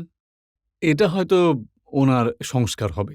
আমার সংস্কার এটাই যে আমি আপনাকে একটা শিক্ষা দেব। আপনাকে আমি সম্মান করি, আপনিও সম্মানজনক শব্দ ব্যবহার করুন, আমিও সম্মানজনক শব্দ ব্যবহার করব, আপনারও সেটাই করা উচিত। ওনার বক্তব্য যে এই কথাটা নিশিকান্ত দুবের খারাপ লেগেছিল, কারণ আমি বলে দিয়েছি ওনার যে ডিগ্রি MBA সেটা নকল। এখন আপনি বুঝেই নিন যে এই বিষয়ে এফআইআর হয়েছিল। ঠিক আছে, আজ আপনি প্রশ্নটা তুললেন, আমি এক্সপ্লেন করার সুযোগও তো পেয়ে গেলাম একটা। এর ওপরে এফআইআর করেছে ঝাড়খণ্ড সরকার, তদন্ত হয়, পুরো তদন্তর চার্জশিট দাখিল হয়, হাইকোর্ট এফআইআর এবং চার্জশিট দুটোই খারিজ করে দেয়। ওরা সুপ্রিম কোর্টে যায়। তখন আপনি জানেন যে আমার বিরুদ্ধে যেটা ঝাড়খণ্ড সরকার এখনো পর্যন্ত মোটামুটি 60 থেকে 70 কোটি খরচ করে ফেলেছে উকিলের পেছনে, এখন সুপ্রিম কোর্টও বলে দিয়েছে যে সবকিছু ঠিক আছে। আমি 2019-এ যে নিজের হলফনামা লিখে দাখিল করি, 2014-এ যে হলফনামা দাখিল করেছি, সেসব সত্ত্বেও একই কথা, যা বিরোধী বলছে সেটাই সত্যি। আর তো আমি কি করতে পারি? সুপ্রিম কোর্টের ওপরেও ওদের ভরসা নেই। দেখুন, এতে কোনো সন্দেহ নেই যে আপনি বাজি পাল্টাতে ওস্তাদ। এই অভিযোগের ভিত্তিতেই মহামৈত্র বলেছিলেন যে আপনাকে পার্লামেন্ট থেকে এক্সপেল করে দেওয়া উচিত। আপনি মহামৈত্রকে এক্সপেল করে দিলেন পার্লামেন্ট থেকে। আমি তো বলেছি না আপনাকে যে যে আমার সাথে লড়াই করার চেষ্টা করবে ভুল পদ্ধতিতে, ভুল অভিযোগের সাথে, বিলো দ্য বেল্ট হিট করবে, তারপর যেটা হবে, আমি গঙ্গা পারের বাচ্চা, হয় ও বেঁচে থাকবে নয়তো আমি। এটাই আমার জীবনের মূল মন্ত্র। এই জন্যই আপনি প্রশ্ন তোলেন যে উনি গিফট নিয়ে পয়সা নিয়ে পার্লামেন্টে প্রশ্ন অভিযোগ তোলেন। করিনি, প্রুফ করে দিয়েছি। পার্লামেন্ট থেকেও বের করে দিয়েছে, সুপ্রিম কোর্টও মেনে নিয়েছে, লোকপালের জাজমেন্ট এসে গেছে। এখন কিছুদিনই চার্জশিট ফাইল হবে, আর চার্জশিট ফাইল হয়ে গেলেই 7 বছরের জন্য উনি জেলে চলে যাবেন এবং 6 বছরের জন্য ভোটে দাঁড়ানো থেকে ডিবার হয়ে যাবেন। 15 বছরের জন্য ক্যারিয়ার বরবাদ হয়ে যাবে। মানে আপনার বিরুদ্ধে যাওয়া খুবই বিপজ্জনক। কিন্তু এটাও তো সত্যি যে কিছু ইনফরমেশন আপনি পেয়েছিলেন, একজন উকিলের থেকে পেয়েছিলেন।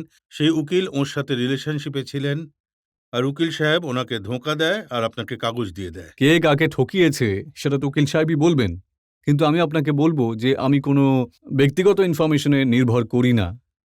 অনেক ইনফরমেশন আমি তো পেতেই থাকি আমার নিজের জানার ভিত্তিতে, কারণ আমার নিজের রিসার্চের ওপর খুব ভরসা রয়েছে। মেম্বার অফ পার্লামেন্ট হওয়ার সুবাদে যে প্রশ্নটা করা হয় সেটা নিজে প্রশ্ন তুলতে হয়, এবং আমার কাছে যে সরকারি ইমেল ডেটা আছে, ইমেল পলিসির দ্বারা সেটাকে খোলা আর তাকে বন্ধ করার যে অধিকার, সেটা তো শুধুমাত্র আমারই।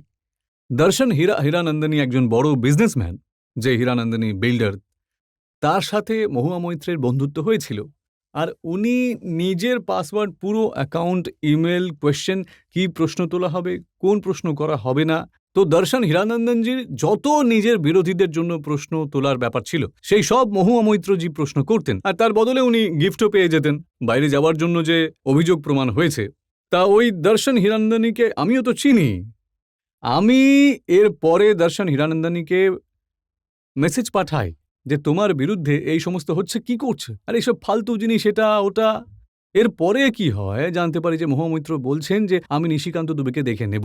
তো আমার মনে হয় একে তো আমি বন্ধুত্বের খাতিরে বলেছি, জানাই দর্শন হীরানন্দনীকে। এর পরেও ও বাঁচার চেষ্টা করছে, আর মহুয়া মৈত্রের জন্য বলছে যে আমার কোনো সম্পর্ক নেই ওর সাথে, আর সমস্ত কথা আমার মহুয়া মৈত্রকে বলে দিচ্ছে। তারপরে আমি চলে যাই এথিক্স কমিটিতে, আর তারপরে যা হয়েছে ইতিহাস তো জানি, যে এতে ওদের সদস্যপদ খারিজ হয়ে গেছে, এবং এর পরেও সদস্যপদ বেঁচে যাবে। আমার ডাউট আছে এই বিষয়ে। আমি শুনেছি যে আপনার সঙ্গে কম্প্রোমাইজ করতে চাইছেন, ক্ষমা ভিক্ষা করছেন। এসেছিল তো আমার বন্ধু যখন 2024-এ জিতে আসে, তো অ্যাক্রস দ্য পার্টি লাইন আমাদের বন্ধুত্ব ছিল, তার ভিতরে 4-5 জন আমার কাছে এসেছিল, আর এখন একটা বিয়েতেও ওর আমার সঙ্গে দেখা হয়। কিন্তু আমি আমার সিনিয়র লিডারশিপদের কাছে জেনেছি যে, কারণ এই লড়াইটা হলো পার্টির লড়াই, কারণ কিছু পার্লামেন্টের সিদ্ধান্ত রয়েছে, আর পার্লামেন্টের যে সিদ্ধান্ত হয় তা পার্টি নেতৃত্ব তৈরি করবে। আমি নিজে সিনিয়র লিডারদের প্রশ্ন করি, তখন সিনিয়র লিডাররা বলেছেন যে কারোর সঙ্গে দেখা করায়, কারোর সঙ্গে কথা বলায় কোনো সমস্যা নেই, কিন্তু তোমার যে ইমেজ আছে সেই ইমেজের বিষয়ে দুটো জিনিস আছে, যে কোনো ঘোষণা ছাড়াই তুমি পার্টির অফিসিয়াল স্পোক্সপারসন হয়ে গেছো, আর দ্বিতীয়ত তোমার একটা ইমেজ আছে যে একবার কারো সঙ্গে ঝগড়া করে ফেললে যেন তেন প্রকারে হোক তোমাকে কেউ বিপদে ফেলতে পারবে না, কোনো কিছু প্রভাবিত করতে পারবে না, লড়াই জারিই থাকবে। তো আমি আমার উত্তরটা তখন পেয়ে গেছি, সেই জন্য এই বিষয়টা আর আগে যায়নি বলতে পারেন। আমরা জনতা থেকে আরো একটা প্রশ্ন নিয়ে নেব। আপনি মেয়েদের নিয়ে মজা ঠাট্টা করেন, তো বাড়িতে গিয়ে আপনাকে আপনার বউয়ের কাছে বকা খেতে হয় নাকি হয় না? না না, এমনিতে তো আমার কখনো মনে পড়ে না মহিলাদের উপর পার্লামেন্টে কোনো টিপ্পনি কখনো করিনি, কোনো দিনও করিনি। মহিলা রিজার্ভেশন বিল নিয়ে পার্টিতে উল্টে আমাকেই ডেকেছিল। আমার মহিলাদের নিয়ে টিপ্পনি করার একটা উদাহরণ নেই। আর আমি আপনাকে বলছি যে এই পার্লামেন্ট, এবং আমি অন রেকর্ডে এই কথাটা বলে রাখছি, যত মেম্বার অব পার্লামেন্ট মহিলা আছেন তা তিনি যে কোনো পলিটিক্যাল পার্টির হন, সে উনি ভারতীয় জনতা পার্টির হন, অথবা ডিএমকের হন, বা এনসিপির হন, অথবা কংগ্রেসের হন, তারা সবাই আমার বন্ধু এবং খুবই ঘনিষ্ঠ বন্ধু, পারিবারিক বন্ধু, যে বোধহয় আমার ওয়াইফের এই বাহানায় আমাকে বকে থাকতে পারেন যে এত মহিলা বন্ধু কেন আমার।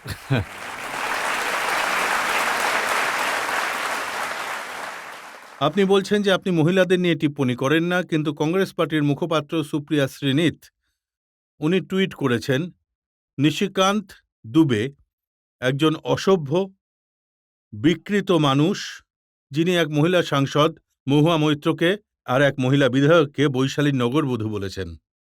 এখন আপনি বুঝে নিন, আমি সুপ্রিয়াজির উপর কোনো কমেন্ট করব না, কারণ আমি মহিলাদের উপর কোনো কমেন্ট করি না। কদিন আগে আপনার অ্যানিভার্সারির একটা ভিডিও খুব ভাইরাল হয়েছিল। সেখানে দেখাচ্ছিল বড় বড় হোটেল, গ্র্যান্ড সেলিব্রেশন, অনেক কোটি টাকার খরচা করেছেন আপনি। এটা কি সত্যি? আমি কবে বলেছি যে আমি গরিব? কোটি টাকা খরচ করেছি তো আমি।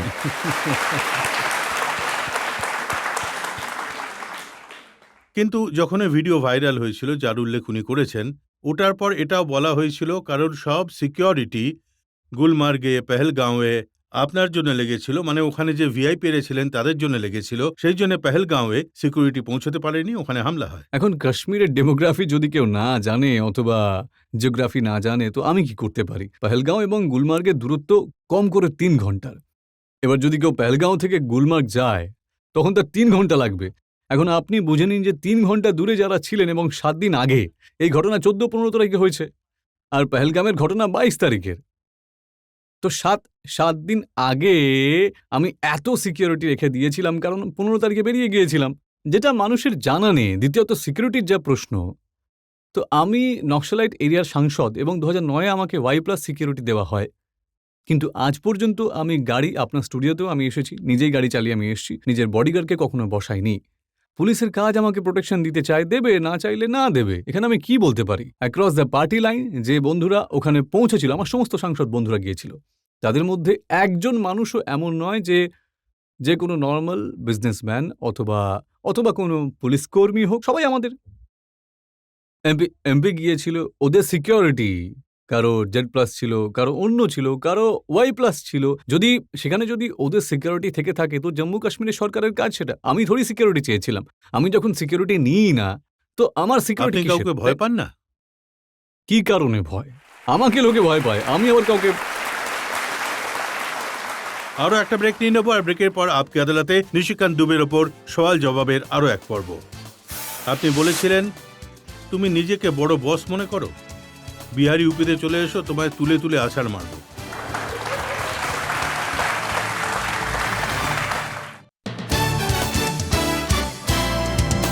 Welcome back. আপকে আদালতে আজ আমাদের অতিথি হলেন পার্লামেন্টের সব থেকে আলোচিত মেম্বার নিশিকান্ত দুবে। আপকে আদালতে পরের অভিযোগ। আপকি আদালতে বিজেপি লিডার নিশিকান্ত দুবের বিরুদ্ধে অভিযোগ হলো যে উনি রীতিমতো হুমকি দিয়ে বয়ান দেন। দেখুন, সবচেয়ে বেশি চমকানো, ভয় দেখানোর বয়ানটা যেটা আপনি দিয়েছিলেন, সেটা কিন্তু আপনি রাজ ঠাকরেকে বলেছিলেন। আপনি বলেছিলেন তুমি নিজেকে বড় বস মনে করো, বিহারি ইউপিতে চলে এসো, তোমায় তুলে তুলে আছাড় মারব।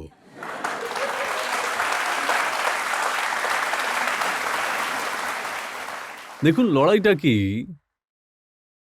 লড়াইটা এটাই যে বিহার, ঝাড়খণ্ড, উত্তরপ্রদেশ, বাংলার মানুষ মুম্বাই যায়, মহারাষ্ট্রে যায়, আর মহারাষ্ট্রের লোকেরা ভাবে, বিশেষ করে মুম্বাইয়ের লোকেরা মনে করে যে এরা আমাদের ভাগেরটা নিয়ে যাচ্ছে আর বিহারিরা সব কবজা করে ফেলছে, আর আমরা এই দেশে সব থেকে বেশি ট্যাক্স পে করে থাকি। যদি মুম্বাই না থাকে, মহারাষ্ট্র না থাকে, তো বোধহয় এই দেশ চলবেই না। এটাই তো এত বছরের এই আন্দোলন। এখন আমার বক্তব্য হলো, যদি বিহার, ঝাড়খণ্ড না থাকে, মধ্যপ্রদেশ না থাকে, ছত্তিশগড় না থাকে, তাহলে মুম্বাই কি বেচবে? State Bank of India tax দেয় পুরো দেশ জুড়ে। State Bank of India tax collect করে যায়, ট্যাক্স দিয়ে যায়, LIC দেয়, সেবি দেয়, NSE দেয়। টাটার ওখানে হেডকোয়ার্টার আছে। যদি ঝাড়খণ্ড না থাকতো, টাটা না থাকতো, তো টাটাও কখনো টাটা হতো না। যদি হিন্ডালকো না হতো, যদি পালমো আর চতরা না হতো, তাহলে ওরা যে এই বক্সাইট মাইনাস পেত না, বিড়লাও হতো না, ডালমিয়াও হতো না। আপনি এটা বলুন না যে এত কয়লা এই দেশে 40-45% মাইন্স আর মিনারেলস শুধু ঝাড়খণ্ডের কাছেই আছে, আর আগে বিহারের কাছে ছিল যখন আমরা ইউনাইটেড ছিলাম। আমরা রাজাই। আর আমাদের দুর্গতি, এই পরিস্থিতি এমন যে আমাদের ওখানকার ক্লাইমেট আমাকে শ্যুট করবে না, সেই জন্য সমস্ত লোক নিজের হেডকোয়ার্টার ওখানে বানিয়েছে, আর সেই জন্য ওই ট্যাক্সের ভিত্তিতে আপনি নিজেকে নিজে রাজা ভাবছেন। তো যখন রাজা ভাবছেন, তো যত গরিব মানুষ আছে যারা সত্যিকারের রাজা, যেমন এই গণতন্ত্রতে জনতাই হলো আসল রাজা, ওরাই তো ভোট দেয়, তবেই আমরা ভোটে জিতে আসি। গান্ধী পরিবার, নেহরু পরিবার কোনো রাজা নয়। লড়াই তো এই কথাটা নিয়ে, যে লড়াই গান্ধী নেহরু পরিবারের সঙ্গে, ওই কথাটাই বলেছি রাজ ঠাকরেকে। যদি উনি বুঝতে পারেন তো ভালো, না পারলে তো পারেননি, না, তাই উনি না? বুঝতে পেরেছিলেন, উনি বলেছিলেন মুম্বাই এসো, তোমার ডুবিয়ে ডুবিয়ে মারবো। আমি 4 বার মুম্বাই গিয়েছি তারপরে, আমি 4 বার মুম্বাই গিয়েছি তারপর। আর আমি তো আবার এনসিপির নেতাদের সঙ্গে দেখাও করেছি। কিন্তু আপনি তো সুপ্রিম কোর্টকেও ধমকান। আপনি সুপ্রিম কোর্টের সম্পর্কে কি বলেছেন, চিফ জাস্টিস অফ ইন্ডিয়া সম্পর্কে কি বলেছেন সেটা শুনে নিন। দেশে গৃহযুদ্ধের জন্যে chief justice of India Sanjiv Khanna এবং ধর্মযুদ্ধে প্ররোচিত করার জন্য সুপ্রিম কোর্ট দায়ী। ভুল কি বলেছি? এই দেশে দুটো আইন কিভাবে চলতে পারে? তিস্তা সেটেল ওয়ার্ডকে বেল দেওয়ার জন্য, বা ইউনিস পাঠানকে যখন বেল দেওয়ার জন্য, অথবা দাউদ ইব্রাহিমের কোনো গুন্ডাকে বেল দেওয়ার জন্য সুপ্রিম কোর্ট 12টা একটা সময় খুলে যায়। পার্লামেন্ট ওয়াকফ আইন পাস করেছে, আর আপনি তার উপর শুনানি স্টার্ট করে দিচ্ছেন। আর্টিকেল 368-এ পার্লামেন্টের বক্তব্য যে সংবিধানের কোনো প্রকার সংশোধন করার অধিকার কেবল আর কেবলমাত্র সাংসদেরই রয়েছে। বাবা সাহেব আম্বেদকরের সংবিধান 368 আমাদের এই শক্তি দিয়েছে। সুপ্রিম কোর্ট, হাইকোর্টের কাজ হলো এই আইনকে ব্যাখ্যা করা। এখানে তো অন্য আইন হয়ে যাচ্ছে। আপনি দেখেছেন আমরা আইটি অ্যাক্ট বানিয়েছি। আজ এখানে যত ছেলেমেয়েরা আছে সব থেকে বেশি 66A শেষ হয়ে গেছে। আপনারা বলেন যে আমার বাক স্বাধীনতা রয়েছে। অভিব্যক্তির স্বাধীনতার ভিত্তিতে সুপ্রিম কোর্ট আমাদের বানানো আইনকে শেষ করে দিয়েছে। সবচেয়ে বেশি সমস্যাটা কাদের? মহিলা, শিশু, গ্রামের লোক যারা ডিফেন্ড করতে পারে না। আমাদের মতো লোকেদের উপর কোনো প্রভাব পড়ে না। আমাদের কাছে তো ভারত সরকারের আইন আছে। 1 মিনিটে আমাদের বিরুদ্ধে কেউ ফেসবুকে, এক্সে কোনো কিছু ছাপবে তো সেটা দ্রুত ফ্যাক্ট চেকিংয়ে আসবে আর পুরো শেষ হয়ে যাবে, উড়ে যাবে। কিন্তু এই বাচ্চাদের কি হবে? এদের কি হবে? তো সুপ্রিম কোর্ট যদি এর বাইরে যায় তো একটা সময়ের পর কি হয়, যে মালদা বা মুর্শিদাবাদ থেকে মুসলমানরা এত সন্ত্রাস ছড়িয়েছে যে আমার ওখানে কনস্টিটিউয়েন্সিতে 4000 5000 মানুষ পালিয়ে চলে এসছে। সমস্ত হিন্দুদের তাড়িয়ে দিয়েছে। ওদের দিনরাত আমাদের খাবার পাঠাতে হচ্ছে। এখন আপনি বুঝে নিন যে একজন সাংসদ কতদিন পর্যন্ত কাউকে খাবার পৌঁছতে পারবে। সেই কথাটা আমি ওদের বলার চেষ্টা করেছি। যদি আমি ভুল বলি, 6 পাতার জাজমেন্ট দিয়েছে আমার উপরে, 6 পাতা আলোচনা হয়েছে, কিন্তু এটা বলতে পারিনি যে আমি ওখানে কোনো ভুল শব্দ বলেছি, আমার উপর কোনো কেস চালু করতে পারেনি। আর আমি আজও আমার কথায় অনড় যে আমি যা বলেছিলাম সেটা ঠিক ছিল, আর জনতার জন্য আমাকে জেলেও যেতে হয়, তাতে আমার কোনো সমস্যা উনি নেই। কি বলেছিলেন?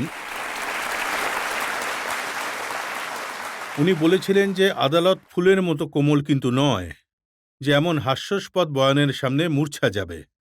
এই পার্লামেন্টও কিন্তু কোনো ফুল নয়। আমরা আইন বানিয়েছি, সেই আইনের ব্যাখ্যা করা আপনাদের কাজ। যদি করতে পারেন খুব ভালো, না হলে সংবিধান যতটুকু অনুমতি দেয়, যতটা সংবিধান ছাড় দেয়, ততটা আমরা বলতে থাকবো। যতজন মানুষ ছিলেন, পার্লামেন্টেরিয়ান জয়রাম রমেশ বলেছেন যে জেনে বুঝেই নিশিকান্ত দুবে সুপ্রিম কোর্টকে লক্ষ্য বানাচ্ছেন। সুপ্রিম কোর্টের ওপর সরকার প্রেসার দিতে চায়। সচ হয়ে কাকার বিল্লি চলে হাজকো। পুরো হাইকোর্টের জাজমেন্টের ভিত্তিতে এমার্জেন্সি চালু হয়েছিল। রজতজি, আপনিও জেলে ছিলেন 75 থেকে 77 পর্যন্ত। স্বর্ণ সিংহের কমিটি রিপোর্ট বানিয়েছে, অর্ধেকের বেশি সংবিধান সারা আর্টিকেল শেষ করে দিয়েছে, রাষ্ট্রপতির অধিকার শেষ করে দিয়েছিল। 16 জন জাজকে বাইপাস করে চন্দ্রচূড়কে চিফ জাস্টিস বানিয়ে দিয়েছে। জাস্টিস HR খান্না ইস্তফা দিয়ে দেন। এই কংগ্রেসের থেকে আমার কোনো সার্টিফিকেটের প্রয়োজন নেই। আদালতের উপর আমার পার্টির ভরসা আছে, আর আদালত যা বলবে আমি সেটাই করব। কংগ্রেসের কথা আমি শুনি না, জনতারও শোনা উচিত নয়। আজ এই ইমপ্রেশন হচ্ছে যে নিশিকান্ত দুবে সুপ্রিম কোর্টকেও অমান্য করতে পারে। না, আমি তো নিজের কথাটা সঠিক পরিপ্রেক্ষিতেই বলছি। সুপ্রিম কোর্টকে কে ধমকাতে পারে? আদালতের উপর ভরসা আছে আমার। আমি কেবল এটুকুই বলছি, ভারতের সংবিধান যদি কোনো আইন বানায় তাহলে তাকে সম্মান করুন। 377 ওনারা শেষ করে দিয়েছে, 66A ওনারা শেষ করে দিয়েছে, রোজ এনজিটি হয়ে গেছে। আপনারা দেখছেন, আপনাকে কোন সংবিধান অধিকার দিয়েছে যে এনজিটি বানাতে হবে? সেই জন্যই আপনি বলেছেন যে সুপ্রিম কোর্ট আইন বানালে সংসদ বন্ধ করে দেওয়া উচিত। রাইট। আর আমি আজও এই কথাটা মানি। আইন বানানোর কাজ কেবলমাত্র এই পার্লামেন্টেরই রয়েছে। সুপ্রিম কোর্টের কাজ এগুলো কেবল এক্সপ্লেন করা, যে আইনে কি লেখা আছে এটা ওদের বলতে হবে। সুপ্রিম কোর্টের কাজ কোনো আইন বানানো নয়। আপনার জন্য ওনারা বলেছেন যে সুপ্রিম কোর্ট সাম্প্রদায়িক ঘৃণা ছড়ানোর যে কোনো প্রচেষ্টা হেড স্পিচ যথেষ্ট কড়া হাতে সামলাবে। তাহলে কেস করুন না। এইটুকু লিখেই কেন ছেড়ে দিয়েছেন? আরও এগিয়ে যাওয়া উচিত ছিল। 8টা পাতার জাজমেন্ট যদি আপনি বরবাদ করেন আমার উপর, তাহলে বলে দিতেন নিশিকান্ত দুবের ওপর ডিফেমেশন কেস করো, নিশিকান্ত দুবের ওপর এফআইআর করো, নিশিকান্ত দুবেকে জেলে পাঠাও। এখন আপনার নিজের পার্টির নেতা রাজীব প্রতাপ রুডি উনি বলেছেন যে নিশিকান্ত নিজেই সরকার চালায় আর অমিত শাহের নাম ব্যবহার করে। রাজীব প্রতাপ রুডি আমার পুরনো বন্ধু এবং 1990-এ প্রথমবার এমএলএ হয়েছিল। 5-7 বারের এমপিও উনি ছিলেন। তো যখন উনি এই কথাটা বললেন যে আমার ক্ষমতায় চলে, তো এর থেকে বেশি গর্ব কখনো হয়নি আমার, সত্যি। যদি উনি কথাটা বলেন, সার্টিফিকেট দেন, তো এর থেকে বেশি খুশি আর কি হবে যে আমি চালাচ্ছি ক্ষমতা। মানে আপনি এটা বুঝে নিন যে কেউ যদি সার্টিফিকেট দেয়, দ্বিতীয় কথা হলো আমি মোদিজি এবং অমিত শাহর সম্পর্কে এটা বলতে পারি যে ওনাকে না, মানে ট্রাম্প অসুবিধায় ফেলতে পারল না, সারা পৃথিবী সমস্যায় ফেলতে পারল না, তখন ওনার মনে হচ্ছে যে নিশিকান্ত দুবে ওদের চালাবে। এটা সারা পৃথিবীর জানা আছে। এর থেকে বেশি মূর্খ, যেটা মূর্খতাপূর্ণ স্টেটমেন্ট আপনার মনে হয়, রুডিজির কিছু এসে যাবে। রুডিজির দুটো কথায় আমি খুব খুশি। এক তো আমি চালাই, আর দ্বিতীয়ত এই যে লিডারশিপ বুঝতে পেরেছে যে ও কারোর উপর মিথ্যে অভিযোগ করতে পারে। কিন্তু এই ঝগড়া তো তখন হয়েছিল যখন কনস্টিটিউয়েন্স ক্লাবের ভোট চলছিল, আপনি নিজের প্রার্থী দাঁড় করিয়ে দেন আপনার নিজেরই পার্টির নেতার বিরুদ্ধে। কনস্টিটিউশন ক্লাবের ভোট যেটা, তাতে সবথেকে বড় খুশি আমার এটা হয়েছিল যে সোনিয়া গান্ধী আর মল্লিকার্জুন খড়গে, কমলনাথজি আর সুশীল সিন্ধেকে আমি ভোট করে ডেকে নিই। এটাকে আপনি মানবেন যে আমার জয়, কারণ কনস্টিটিউশন ক্লাবের ভোট কেউ সিরিয়াসলি নিতই না। দ্বিতীয় কথা হলো যে কনস্টিটিউশন ক্লাব কোনো ভয় ছাড়াই, সত্যি কথা বলবো, রুডি আমার বন্ধু ছিল। আজও আমি বলতে পারি যে কনস্টিটিউশন ক্লাব এমপি এবং এক্স এমপিদের জন্যই। ওখানে দিল্লি পুলিশের লোক, ওখানে বিউরোক্র্যাট, ওখানে বিজনেসম্যান, ওদের এন্ট্রি। আর কাল আমি আবার সুযোগ পেলে আমি আবার রুডির বিরুদ্ধে কোনো ক্যান্ডিডেটকে দাঁড় করাবই। এই লড়াই আর চলতেই আপনার থাকবে। ক্যান্ডিডেটকে হারানোর জন্য সোনিয়া গান্ধীও আসবেন, মল্লিকার্জুন খড়গেও আসবেন। এটাই তো সবথেকে বড় জয় হবে, যে গান্ধী নেহরু পরিবার আমাকে কতটা ভালোবাসে। এর চেয়ে বড় উদাহরণ আর কি হতে পারে? আর সবথেকে বেশি ভালোবাসা তো দেন আপনাকে ঝাড়খণ্ডের মুখ্যমন্ত্রী, কারণ ওনাকে আপনি ভয় দেখান যে যে কোনো সময় বরখাস্ত করিয়ে দেবেন। জেলে তো গিয়েছিল, হতে পারে আবার জেলে যেতে হবে। হেমন্ত সোরেন সম্পর্কে আপনি বলেছেন যে উনি ঝাড়খণ্ডকে ইসলামিক স্টেট বানাতে চান, সাদা টুপির ওপর ওনার খুবই প্রেম। পুরো দেশ জুড়ে মুসলমান 4% বেড়েছে, কিন্তু যেখানে উচ্ছেদ, পালিয়ে আসা, কোন রকম উদ্যোগ, ব্যবসা নেই, হাসপাতাল নেই, সেখানকার মুসলমান থাকতে চলে আসবে। যত বাংলাদেশি মুসলমান এসে গেছে তাদের ভোটার বানালে, তাহলে তারা কি বিরোধ করবে না? সেখানে আদিবাসীদের জন্য আওয়াজটা কে তুলবে? আমরা সবসময় পার্লামেন্টে দলিত, পিছিয়ে পড়া, তালিকাভুক্ত জাতি, তালিকাভুক্ত জনজাতির কথা বলেই থাকি। তাহলে এটা কি শুধু কথার কথা, শুধুমাত্র স্লোগান? এখানকার সাংসদ হবার সুবাদে আমার কি করা উচিত ছিল? এখানে যতজন মানুষ বসে আছেন, এই হেমন্ত সোরেনের মতো নেতাদের বিরোধিতা করা উচিত না উচিত নয়, এটা এদের উপরই আমি ছেড়ে দিচ্ছি। আর এই জন্যই আমি বিরোধিতা করি, বিরোধিতা করতে থাকবো, আর বিরোধিতার সীমায় ওর যত শক্তি আছে সেটা লাগাবো। কেস করতে থাকুক, আমি বিরোধিতা করতে থাকবো। একদিন ঝাড়খণ্ড মুক্তি মোর্চা এবং হেমন্ত সোরেনের ক্ষমতা হেরে যাবেই। কিন্তু ঝাড়খণ্ডের লোকেরা খুবই অসন্তুষ্ট। ঝাড়খণ্ডের লোকেরা বলে যে ঝাড়খণ্ডের জন্য যা যা হওয়া উচিত ছিল, রাঁচির জন্য এইমস আপনি নিজের কনস্টিটিউশনে বানিয়ে নিয়েছেন, এয়ারপোর্ট হওয়ার কথা ছিল সেটাও নিজের কনস্টিটিউশনে বানিয়েছেন ধানবাদের বদলে। নিজের মানুষদের জন্য লড়াই করা কি কোনো দোষের কথা নাকি? আমি তো সবসময় বলি, নিজের লোকেদের জন্য গুড্ডা যদি না থাকতো তো আমি সংসদ হতে পারতাম না। আর এই সব কিছুই এমডি, পার্লামেন্টের কথা বলে, গান্ধী পরিবারের এই সব শক্তি কেবল গোড্ডার জনতা দিয়ে থাকে। আমি যখন ভোট লড়তে গিয়েছিলাম তখন গোড্ডাতে এক্সরে মেশিন ছিল না, এমআরআই এর মেশিন ছিল না। আজ ওখানে all India institute of medical science আছে, এবং দুটো কাজ যেটা আমি করেছি, এটা আমার জন্য খুবই ঐতিহাসিক এবং আমি ব্যক্তিগতভাবে করেছি। আপনাদের বলছি, খুব কম লোক জানে যে আমার একটা ছোট বোন ছিল 93-94-এ, আর ও চিকিৎসা না হওয়ায় মারা গিয়েছিল, কারণ ডাক্তার ছিল না। আর আমি সেই দিন ঠিক করেছিলাম যে যখনই আমি সুযোগ পাবো তো আমার ক্ষেত্রে মানুষদের জন্য, নিজের এলাকায় মানুষদের স্বাস্থ্যের সুবিধা দেবই দেব। আর আমার গর্ব যে যখন প্রধানমন্ত্রী এসেছিলেন 2022-এ, তখন আমি মঞ্চ থেকে কথাটা বলেছিলাম যে কলেজ ময়দানে আপনারা আছেন, দেওঘর কলেজ ময়দান, এখানে আমার বোন পড়তো, আর দুর্গাপূজার ছুটির পরে সে আর কলেজে ফিরতে পারেনি, চিকিৎসা হয়নি, ডাক্তার পাওয়া যায়নি।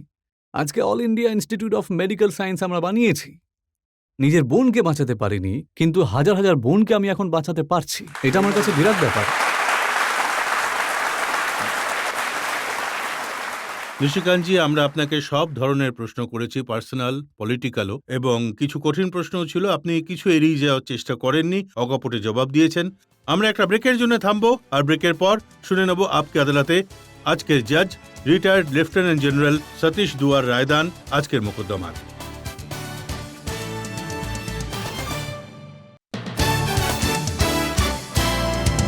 Welcome back. আপকে আদালতে আজ আমরা মোকদ্দমা চালিয়েছি সবচেয়ে কন্ট্রোভার্সিয়াল এমপি নিশিকান্ত দুবের ওপর। আমি ওনাকে ওনার পার্সোনাল লাইফ নিয়ে, ওনার পলিটিক্যাল লাইফ নিয়ে, ওনার বিভিন্ন কন্ট্রোভার্সি নিয়ে, ওনার বিরুদ্ধে লোকের অভিযোগ নিয়ে প্রশ্ন করেছি। এখন সময় আপকে আদালতে আজকের জাজ রিটায়ার্ড লেফটেন্যান্ট জেনারেল সতীশ দুয়ার রায়দানের। নিশিকান্ত দুবে বাবু, কদিন আগের ঘটনাতেই আমরা দেখেছি যে আপনি সবসময় ডকুমেন্টসের ভিত্তিতে অথেন্টিক প্রশ্নই তোলেন, স্টেটমেন্ট দেন, সে ওটা সিআই এর ডকুমেন্টেশন হোক বা ইন্ডিয়া চায়নার এগ্রিমেন্টের বিষয় হোক। এটা একটা ভালো কথা। সংসদে সবসময় স্টেটমেন্ট, বিতর্ক অথেন্টিকই হওয়া উচিত। এবার কথা হলো জেনারেল নারওয়ানের বইয়ের, তো আমি রিলেট করতে পারি যেহেতু আমার নিজের বই পেঙ্গুইন ইন্ডিয়া থেকে পাবলিশ হয়েছে এবং যেটা সুরক্ষা মন্ত্রণালয়ে মান্যতা পেয়েছে। এই বই জেনারেল নারওয়ানের সুরক্ষা মন্ত্রণালয় থেকে পাশ করেনি, সেই জন্য এখনো পর্যন্ত পাবলিশ হয়নি। এ বিষয়ে টিপ্পণী করা ঠিক নয়, এ বিষয়ে আলোচনা করাও ঠিক নয়। পার্লামেন্টের মহিমার জন্য, যেমন আপনি 100% অ্যাটেন্ডেন্সের কথা বলেন, আপনি বলেছেন যে পার্লামেন্টে কি পরে আসা উচিত সে কথাও। তো এই আদালত আপনার মাধ্যমে একটা বার্তা দিতে চায় পার্লামেন্টকে, নিজের কলিগদের বলবেন যে আপনারা সবাই হচ্ছেন জনতার প্রতিনিধি, আর জনতার প্রতিনিধি হওয়ার খাতিরে পার্লামেন্টে এটা ডিউটি যে সেই বিষয় নিয়েই তর্ক করা হোক যা দেশের জনতার ভালোর জন্যই হয়। শুধু পলিটিক্যাল রাজনীতি করার জন্য কিভাবে পার্লামেন্টের ডিসকাশন ব্লক করা যাবে যাতে পার্লামেন্টের কাজ আগে চালানো না যায়। তো আমি বিশ্বাস করি পার্লামেন্ট নিজের কাজ, নিজের ডিসকাশনস দেশোন্নতির জন্য ভালোভাবেই পুরো করতে পারবে। জয় হিন্দ।